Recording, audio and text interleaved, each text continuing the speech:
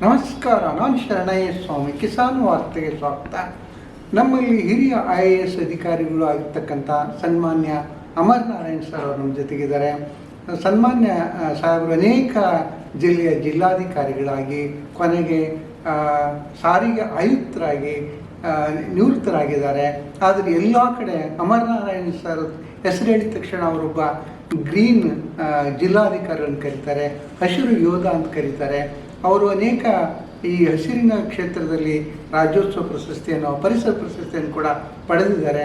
ಎಲ್ಲೋದರೂ ಕೂಡ ಹಳ್ಳಿಯ ಜೀವನದ ಸೊಗಡನ್ನು ನೆನಪಿಸ್ತಾರೆ.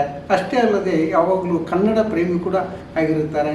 ಅವರು ಯಾವಾಗಲೂ ತಮ್ಮ ಮೊಬೈಲ್ ನಂಬರನ್ನು ಕನ್ನಡದಲ್ಲೇ ಬರೀತಾರೆ, ಕಾರ್ ನಂಬರನ್ನು ಕೂಡ ಕನ್ನಡದಲ್ಲಿ ಬರೆಸಿರ್ತಾರೆ. ಅವರಿಗೆ ಈ ಹಸಿರು ಮತ್ತು ಪರಿಸರದ ಬಗ್ಗೆ ಎಷ್ಟು ಕಾಳಜಿ ಅಂದರೆ, ಅವರು ದಾವಣಗೆರೆ ಜಿಲ್ಲಾಧಿಕಾರಿಗಳಾಗಿದ್ದಾಗ ನಾನು ಏನಾದರೂ ಫೋನ್ ಮಾಡಿದರೆ ಫೋನ್ ಸಹಿತ ಮಾಡಬೇಡಿ, ಮಿಸ್ ಕಾಲ್ ಮಾಡಿರಿ ಅಂತ ಹೇಳ್ತಿದ್ರು. ಆಮೇಲೆ ಮನೆಗೆ ಬನ್ನಿ ಮಾತಾಡೋಣ ಅಂತ ಹೇಳ್ತಿದ್ರು. ಅಷ್ಟೊಂದು ಕೃಷಿ ಬಗ್ಗೆ, ಇದ್ರ ಬಗ್ಗೆ ತುಂಬ ಅವಿನಾವಭಾವ ಸಂಬಂಧವನ್ನು ಹೊಂದಿದ್ದಾರೆ ಮತ್ತು ಹಳ್ಳಿಯ ಜೀವನದ ಸೊಗಡನ್ನು ಕೂಡ ಎಲ್ಲ ಕಡೆ ನೆನಪಿಸ್ತಾರೆ.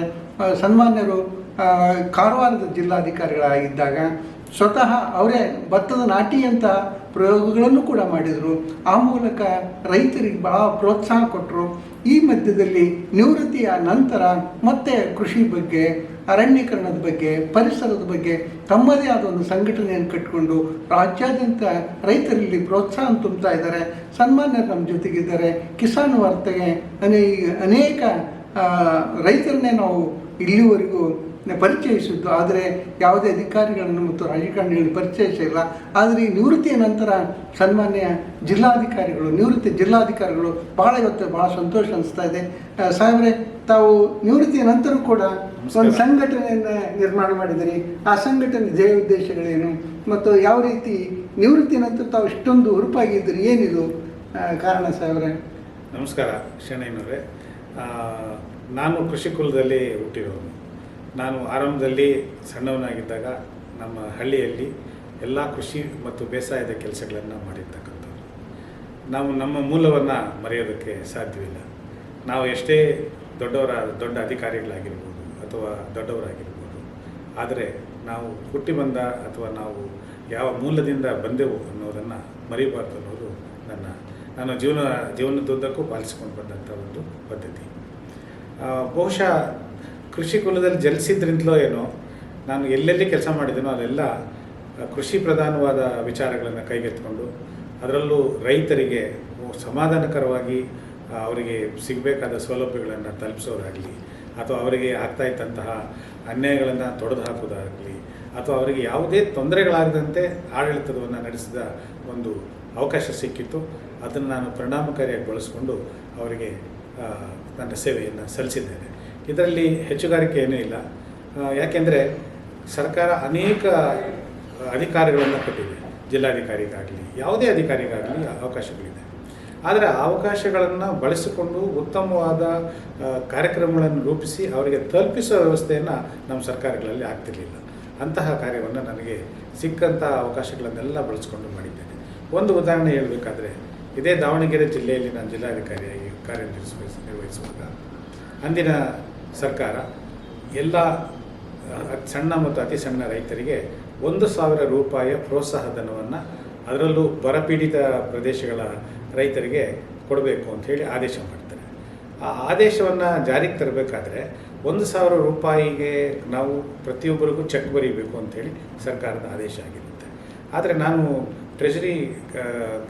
ಟ್ರೆಜರಿಗೆ ದೂರವಾಣಿ ಮಾಡಿ ಕೇಳಿದೆ, ನಿಮ್ಮಲ್ಲಿ 1,20,000 ಚೆಕ್ಗಳಿದೆಯಾ ಅಂತ ಕೇಳಿದೆ. ಯಾಕಂದರೆ ನಮ್ಮ ಜಿಲ್ಲೆಯಲ್ಲಿ, ದಾವಣಗೆರೆ ಜಿಲ್ಲೆಯಲ್ಲಿ 1,20,000 ರೈತರಿಗೆ ನಾವು ಈ ಒಂದು ಸೌಲಭ್ಯವನ್ನು ತಲುಪಿಸಬೇಕಾಗಿತ್ತು. ಅವರು ನಮ್ಮ ಹತ್ರ 5,000 to 6,000 ಚೆಕ್ ಇರ್ಬೋದು ಸರ್. ಅಷ್ಟೊಂದು ಪ್ರಮಾಣದ ಚೆಕ್ಗಳನ್ನು ನಾವು ಇಟ್ಕೊಳ್ಳೋದಕ್ಕೆ ಸಾಧ್ಯವೂ ಇಲ್ಲ, ಅದು ಸಾಧ್ಯವೂ ಆಗೋದಿಲ್ಲ. ಯಾಕೆಂದರೆ ಅಷ್ಟು ಚೆಕ್ಗಳನ್ನು ನಾವು ವಿತರಣೆ ಮಾಡಬೇಕಾದ್ರೆ ಅಷ್ಟು ದೊಡ್ಡ ಕಾರ್ಯಕ್ರಮಗಳು ಆಗಬೇಕಾಗುತ್ತೆ ಅಂತ ಟ್ರೆಜರಿ ಅಧಿಕಾರಿಗಳು ಹೇಳ್ತಾರೆ. ತದನಂತರ ನಾನು ಯೋಚನೆ ಮಾಡಿದೆ, ಈಗ ಒಂದು ಕಡೆ ಸರ್ಕಾರ ಬೇಗನೆ ಈ ಹಣವನ್ನು, ಮಂಜೂರಾದ ಹಣವನ್ನು ರೈತರಿಗೆ ತಲುಪಿಸಬೇಕು ಅಂತ ಹೇಳಿದರು. ಇನ್ನೊಂದು ಕಡೆ ಬರಗಾಲ ಇತ್ತು ಮತ್ತು ರೈತರು ತುಂಬ ನಿರೀಕ್ಷೆಯಲ್ಲಿದ್ದರು, ಸರ್ಕಾರದ ಹಣವನ್ನು ಪಡ್ಕೊಳ್ಳೋಕ್ಕೆ ತುಂಬ ನಿರೀಕ್ಷೆಯಲ್ಲಿದ್ದರು. ಅಂಥ ಸಂದರ್ಭದಲ್ಲಿ ನಾನೇನು ಮಾಡ್ತೀನಿ ಅಂದರೆ, ಲೀಡ್ ಬ್ಯಾಂಕ್ ಮ್ಯಾನೇಜರ್ ಯರಿಸ್ವಾಮಿ ಅಂತ ಇರ್ತಾರೆ, ಅವರನ್ನು ಕರೀತೇನೆ. ಅವರನ್ನು ಕರೆದು ಇದಕ್ಕೊಂದು ಪರಿಹಾರ ಹುಡುಕಬೇಕು, ಏನು ಮಾಡ್ಬೋದು ಅಂತ ಕೇಳ್ತೇನೆ. ಅದಕ್ಕೆ ಅವರು, ಸರ್ ನೀವು ಎಲ್ಲರ ಹೆಸರಿನಲ್ಲಿ ಒಂದು ಲೆಕ್ಕವನ್ನು ತೆರೀರಿ, ಅಂದರೆ ನೋ ಫ್ರಿಲ್ ಅಕೌಂಟ್ ಅಂತ ಹೇಳ್ತೀವಿ, ಅಥವಾ ಝೀರೋ ಡೆಪಾಸಿಟ್ ಅಕೌಂಟ್, ಅಂದರೆ ಯಾವುದೇ ಠೇವಣಿ ಇಲ್ಲದ ಒಂದು ಖಾತೆಯನ್ನು ತೆರೆದರೆ ಆ ಖಾತೆಗೆ ನಾವು ಬರೀ ಕಂಪ್ಯೂಟರ್ ಮೂಲಕನೇ ನಾವು ಅದನ್ನು ವರ್ಗಾವಣೆ ಮಾಡ್ಬೋದು. ನಾವು ನಮ್ಮ ಎಲ್ಲ ಬ್ಯಾಂಕುಗಳಿಗೆ 6 ತಾಲೂಕಿನ 6 ಬ್ಯಾಂಕುಗಳಿಗೆ ನೀವು ಹಣವನ್ನು ಜಮಾ ಮಾಡಿದ್ರೆ ಅದನ್ನು ತದನಂತರ ನಾವು ರೈತರಿಗೆ ಜಮಾ ಮಾಡ್ತೀವಿ ಅಂತ ಹೇಳಿದರು. ಇದು ಬಹಳ ಉತ್ತಮವಾದ ಸಲಹೆ ಅಂತ ತಿಳ್ಕೊಂಡು ನಾನು ಎಲ್ಲ ಬ್ಯಾಂಕರ್ಗಳನ್ನ ಸಭೆ ಕರೆದು ಅಲ್ಲಿ ತೀರ್ಮಾನ ತಗೊಳ್ತೇವೆ. ಒಂದು 15 ದಿವಸಗಳ ಕಾಲ ನಾವು ಎಲ್ಲ ರೈತರಿಗೆ ಖಾತೆಗಳನ್ನು ತೆರೆಯೋದಕ್ಕೆ ಹೇಳಿದೆ, ಬ್ಯಾಂಕ್ ಖಾತೆಗಳನ್ನು. 15 ದಿವಸ ನಮ್ಮ ಅಧಿಕಾರಿಗಳನ್ನು ನಿಯೋಜಿಸ್ತೇನೆ, ಎಲ್ಲರೂ ಬ್ಯಾಂಕ್ ಖಾತೆಗಳನ್ನು ತೆರೀತಾರೆ. ನಾವೊಂದು ದಿವಸ ಬ್ಯಾಂಕರ್ಗಳ ಸಭೆ ಸೇರಿಸಿ ಅಲ್ಲಿ ಒಂದು ತೀರ್ಮಾನ ತಗೊಳ್ತೇವೆ. ಅವರೆಲ್ಲರೂ ನಾವು ಕೊಟ್ಟಿದ್ದ ಮಾಹಿತಿಯನ್ನು ಪಟ್ಟಿ ಮಾಡ್ಕೊಂಡು ಬಂದಿರ್ತಾರೆ. ನಾನೇನು ಮಾಡ್ತೇನೆ, ಬರೀ ಒಂದು ಕ್ಲಿಕ್ ಆಫ್ ದ ಬಟನ್, ಅಂದರೆ ಒಂದು ಕ್ಲಿಕ್ ಮಾಡುವ ಮೂಲಕ 6 ತಾಲೂಕುಗಳಲ್ಲಿರ್ತಕ್ಕಂಥ 1,20,000 ರೈತರಿಗೆ ಹಣವನ್ನು ಜಮಾ ಮಾಡ್ತೇವೆ.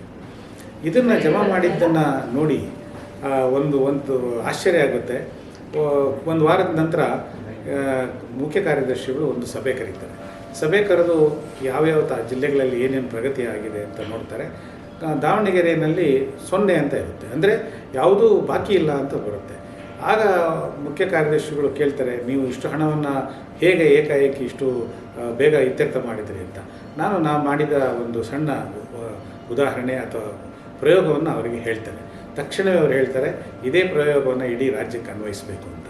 ಬಹುಶಃ DBT ಅಂತ ಏನು ಕೇಂದ್ರ ಸರ್ಕಾರ ತಂತು, ಅದು ದಾವಣಗೆರೆ ಜಿಲ್ಲೆಯಿಂದಲೇ ಪ್ರಾರಂಭವಾಯಿತು. ಆದರೆ ನಾವು ಇದಕ್ಕೆ ಪ್ರಚಾರ ತಗೊಳ್ಳಿಲ್ಲ.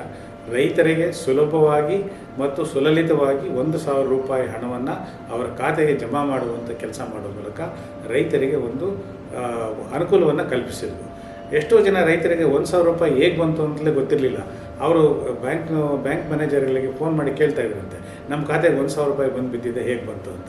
ಆಗ ಅವರು ಹೇಳ್ತಾರೆ, ಇದು ಸರ್ಕಾರದ ಒಂದು ಸೌಲಭ್ಯ, ತಾವು ಇದನ್ನು ಬರಪೀಡಿತ ಜಿಲ್ಲೆಯಲ್ಲಿರ್ತಕ್ಕಂಥ ಸಣ್ಣ ಮತ್ತು ಅತಿ ಸಣ್ಣ ರೈತರಿಗೆ ಸರ್ಕಾರ ನೀಡಿರ್ತಕ್ಕಂಥ ಒಂದು ಪ್ರೋತ್ಸಾಹಧನ ಇದನ್ನು ನೀವು ಬಳಸ್ಕೊಳ್ಬೋದು ಅಂತ ಹೇಳಿದಾಗ ಆ ರೈತರಿಗೆ ಆಶ್ಚರ್ಯ ಆಗುತ್ತೆ.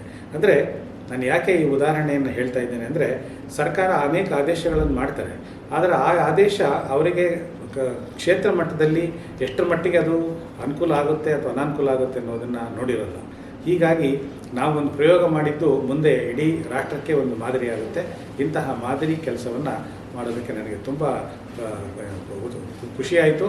ಮತ್ತು ಸಮಸ್ಯೆಯನ್ನು ಯಾವುದೇ ರೀತಿಯ ಶೋಷಣೆ ಅಥವಾ ವಂಚನೆ ಇಲ್ಲದ ಹಾಗೆ ರೈತರಿಗೆ ತಲುಪಿಸುವ ಒಂದು ಕೆಲಸವನ್ನು ಮಾಡಿ ನಾನು ಕೃಷಿ ಕುಲದಲ್ಲಿ ಹುಟ್ಟಿದ್ದಕ್ಕೂ ಸಾರ್ಥಕವಾಯಿತು ಎನ್ನುವ ಸಾರ್ಥಕ ಭಾವನೆಯಿಂದ ಈ ಕೆಲಸವನ್ನು ನಾನು ಮಾಡಿದ್ದೇನೆ. ಆಮೇಲೆ ಸರ್, ತಾವೇ ಜಿಲ್ಲಾಧಿಕಾರಿ ಪ್ರಥಮ ಬಾರಿಗೆ ಹಸಿರು ಹೊನ್ನು ಕಾರ್ಯಕ್ರಮ ಮಾಡಿದಿರಿ ದಾವಣಗೆರೆಯಲ್ಲಿ. ಆಮೇಲೆ ಚಿತ್ರದುರ್ಗದಲ್ಲಿ ಸೀಡ್ ಬಾಲ್ ಮಾಡುವ ಮೂಲಕ ಒಂದು ಹಸಿರನ್ನು ಹೆಚ್ಚಿಸಿರಿ. ಇವತ್ತು ಕೂಡ ಬೆಟ್ಟ ಗುಡ್ಡಗಳನ್ನು ನೋಡಿದರೆ ಅಮರನಾರಾಯಣ ಸರ್ ಇಂಥ ಮಾಡಿದ್ವು ಅಂತ ಹೇಳ್ತಾರೆ.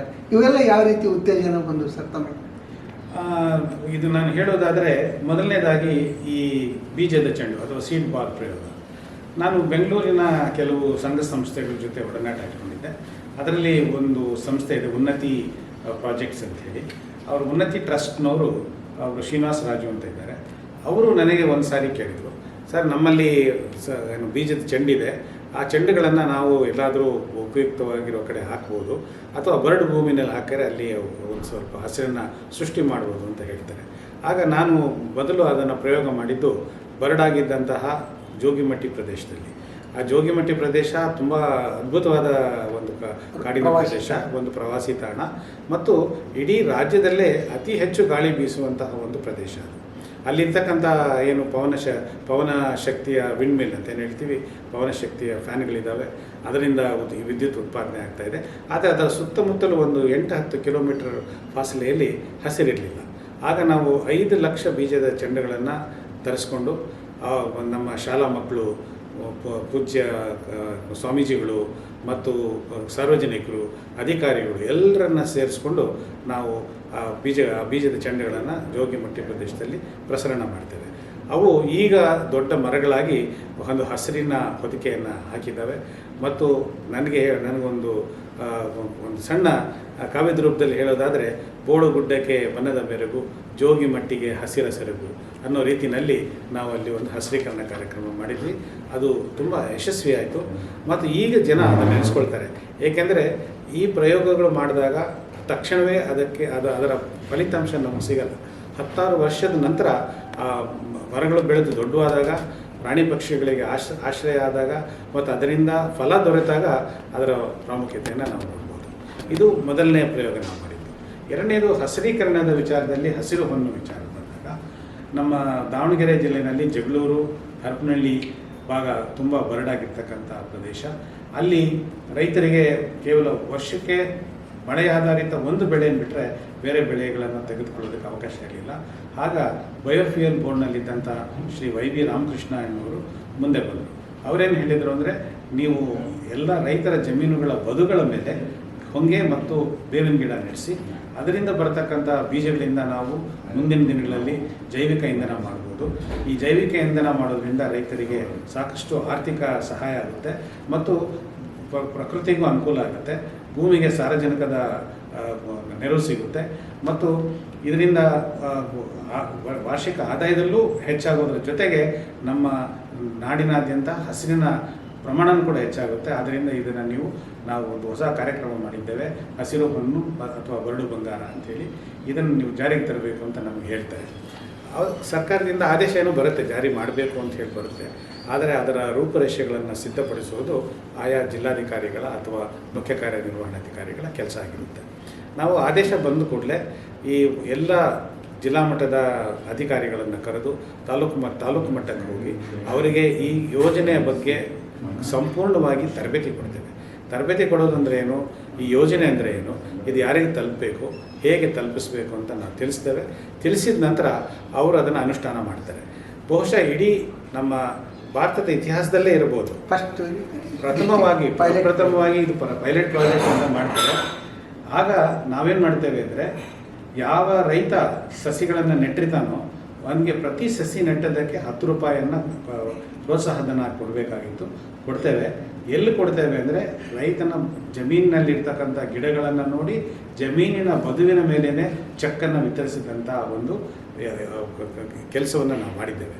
ಇಂತಹ ಪ್ರಾಮಾಣಿಕವಾದ ಮತ್ತು ಪಾರದರ್ಶಕವಾದ ಕೆಲಸವನ್ನು ನಾವು ಮಾಡಿ ರೈತರ ಒಂದು ಜೀವನದಲ್ಲಿ ನಂಬಿಕೆ, ಸರ್ಕಾರದ ಬಗ್ಗೆ ನಂಬಿಕೆ ಬರೋ ಹಾಗೆ ಮಾಡಿದ್ವಿ, ವಿಶ್ವಾಸ ಮೂಡುವಂಗೆ ಮಾಡಿದ್ವಿ.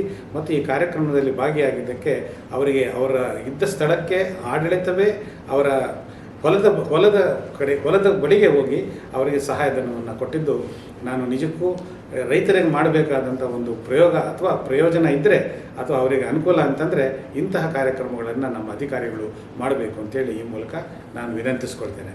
ಯಾಕೆಂದರೆ ರೈತರಿಗೆ ನಾನಾ ಕಷ್ಟಗಳಿದೆ. ಒಂದು ಕಡೆ ಬಂದರೆ ವಿಪರೀತ ಮಳೆ, ಆದರೆ ಹವಾಮಾನ ಪ್ರತಿಕೂಲದಲ್ಲೂ ಕೂಡ ಅತಿವೃಷ್ಟಿ ಅನಾವೃಷ್ಟಿಯ ಜೊತೆಗೆ ನಲುಗೋಗಿರ್ತಾರೆ. ಅಂಥ ಸಮಯದಲ್ಲಿ ನಾವು ಅವರನ್ನು ಕಚೇರಿಯಿಂದ ಕಚೇರಿಗೆ ಅಲ್ದಾಡಿಸೋದಾಗಲಿ ಅಥವಾ ಅವರಿಗೆ ಇಂದು ಬಾ ನಾಳೆ ಬಾ ಎಂದು ಹೇಳುವುದಾಗಲಿ, ಶೋಷಣೆ ಮಾಡುವುದಾಗಲಿ ಅದರಲ್ಲಿ ಅರ್ಥ ಇಲ್ಲ. ರೈತ ನಮ್ಮ ದೇಶದ ಬೆನ್ನೆಲುಬು, ನಮಗೆ ಅನ್ನ ಹಾಕ್ತಾ ಇರ್ತಕ್ಕಂಥ ದಣಿ. ಅವನು ಒಬ್ಬ ಕರ್ಮಯೋಗಿ, ಅವನು ನಮ್ಮೆಲ್ಲರಿಗೂ ಉದ್ಯೋಗ ಕೊಟ್ಟಿರೋನು. ರೈತರಿಲ್ಲದಿದ್ದರೆ ನಮಗೆಲ್ಲಿದೆ ಉದ್ಯೋಗ? ಆದ್ದರಿಂದ ನಾವು ರೈತನಿಗೆ ಎಷ್ಟು ಬೇಕೋ ಅಷ್ಟು ಗರಿಷ್ಠ ಪ್ರಮಾಣದಲ್ಲಿ ಸಹಾಯ ಮಾಡಬೇಕು ಮತ್ತು ರೈತರಿಗೆ ಯಾವುದೇ ರೀತಿಯಾದ ಶೋಷಣೆಯಾಗಲಿ ಅಥವಾ ಅನ್ಯಾಯವಾಗಲಿ ಆಗದಂತೆ ನಮ್ಮ ಪ್ರಯೋಜನಗಳನ್ನು ಅವರಿಗೆ ತಲುಪಿಸಬೇಕೆನ್ನುವುದು ನನ್ನ ಮೊದಲಿಂದಲೂ ನಾನು ಹಾಕಿಕೊಂಡಿದ್ದಂಥ ಒಂದು ಗುರಿ. ಆ ಗುರಿಯನ್ನು ತಲುಪುವಲ್ಲಿ ಈ ಕಾರ್ಯಕ್ರಮದಲ್ಲಿ ನಾನು ಯಶಸ್ವಿಗೊಳಿಸ್ತೇನೆ.